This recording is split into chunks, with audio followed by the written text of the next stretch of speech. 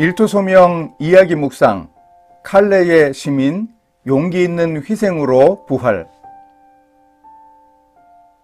파리에 있는 조각가 로댕 기념관에 칼레의 시민이라는 조각작품이 있습니다. 14세기 중반에 영국과 프랑스 간의 백년 전쟁이 시작된 지 10년쯤 뒤인 1847년에 프랑스 칼레시가 함락되었습니다. 이때 노블레스 오블리주를 보여준 멋진 시민들 6명을 기리기 위해 칼레시에서 조각가 오게스트 로댕에게 기념상을 의뢰해서 만들어진 작품입니다.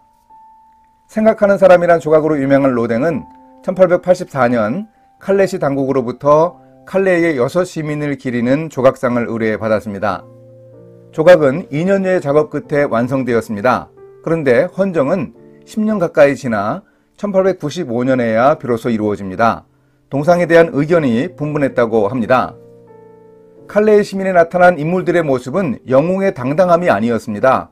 두려워하고 서로를 격려하고 마음 아프고 괴로운 모습의 사람들이었습니다. 아예 얼굴을 감싸고 있는 사람도 있었습니다. 다시 제작해달라고 했으나 로댕이 거절하여 결국 이 작품은 칼레시의 시청 광장이 아닌 한적한 바닷가에 세워졌습니다.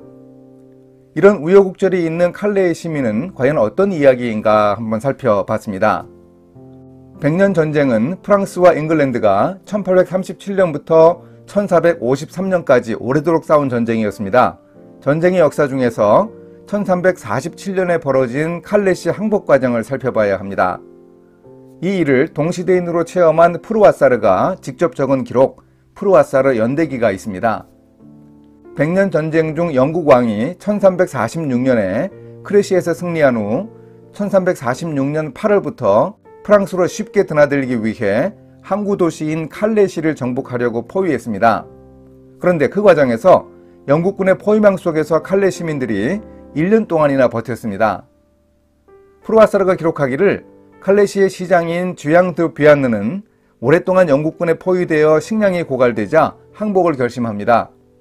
칼레 시민들의 목숨을 구하려고 영국 왕에게 칼레시를 넘겨주고자 했다는 겁니다. 영국 왕 에드워드 3세는 항복을 받으면서 항복 조건을 제시했습니다. 칼레 시민들 중 가장 명망 있는 6명이 속옷만 걸치고 목에 오랏줄을 감고 칼레시와 요새의 열쇠를 들고 성 밖으로 나와 교수형을 당하라는 조건이었습니다. 시장이 6명의 인지를 모집하자 위스타슈 드 생피에르가 가장 먼저 나섭니다. 이 사람은 칼레시에서 가장 부자였습니다. 이어서 쥐앙 데르, 자켓무 드 위상, 피에르 드 위상, 쥐앙 드 피엔느, 앙드리우 당드르가 도시를 구하기 위해 영국왕 앞에 나서서 죽기를 자청했습니다. 이 사람들은 칼레시의 부자이고 법률가 등 사회 지도층이었습니다. 그야말로 노블리스 오블리주였지요.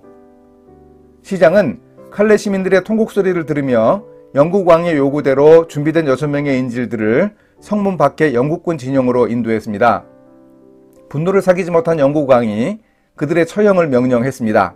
그러나 임신 중이던 영국 왕비가 왕에게 장차 태어날 아기를 생각하여 그들을 사면해 달라고 간청했습니다. 그러자 감동한 왕이 6명의 칼레 시민들을 살려주고 그들에게 각각 동전 6잎을 나누어 주며 영국군 진영에서 풀어주었다고 합니다.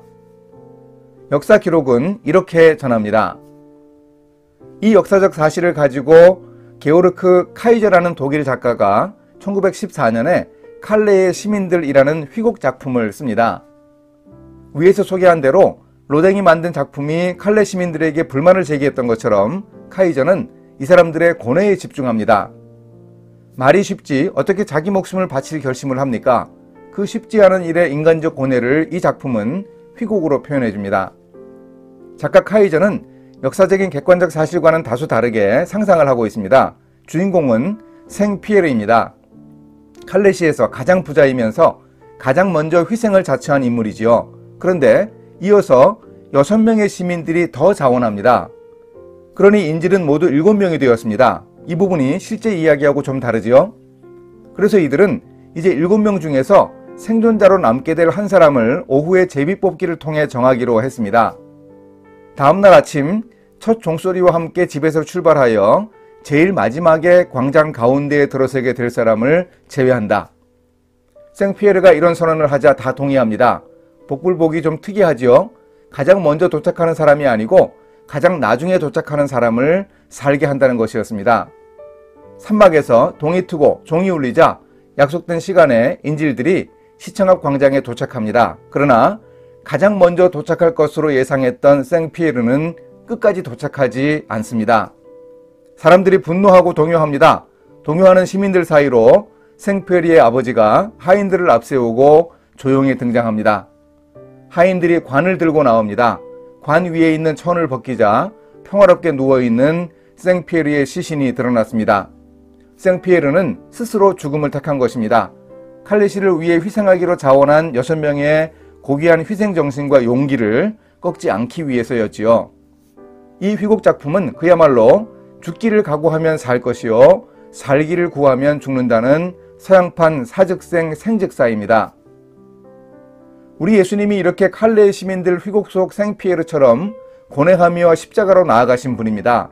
자신을 희생하며 내가 감당하겠다며 선언하고 그 고난의 길을 걸어가신 분입니다. 이 희생은 바로 사랑이지요. 내가 이것을 너희에게 명함은 너희로 서로 사랑하게 하려 함이라. 친구를 위해 목숨을 버리는 가장 큰 사랑을 예수님이 실천하셨습니다. 이 사랑의 실천이 오늘 우리의 과제입니다. 희생하여 부활하신 예수님을 따라 우리도 삶의 열매를 맺어야 합니다. 너희로 가서 열매를 맺게 하고 또 너희 열매가 항상 있게 하여 내 이름으로 아버지께 무엇을 구하든지 다 받게 하려 함이라. 우리가 맺을 희생의 열매는 결국 사랑의 실천입니다. 새 계명을 너희에게 주노니 서로 사랑하라. 내가 너희를 사랑한 것 같이 너희도 서로 사랑하라. 너희가 서로 사랑하면 이로써 모든 사람이 너희가 내 제자인 줄 알리라. 함께 기도하십니다. 하나님 아버지, 하나님의 영광을 포기하고 이 땅에 내려오신 예수님의 큰 사랑으로 우리가 구원받았습니다. 친구를 위해 목숨 버리며 희생하신 사랑을 감사합니다. 이제 제자들을 택해 사랑의 열매를 맺으라고 하신 예수님 말씀대로 사랑을 실천하는 믿음과 용기를 허락해 주소서. 예수님의 이름으로 기도합니다. 아멘.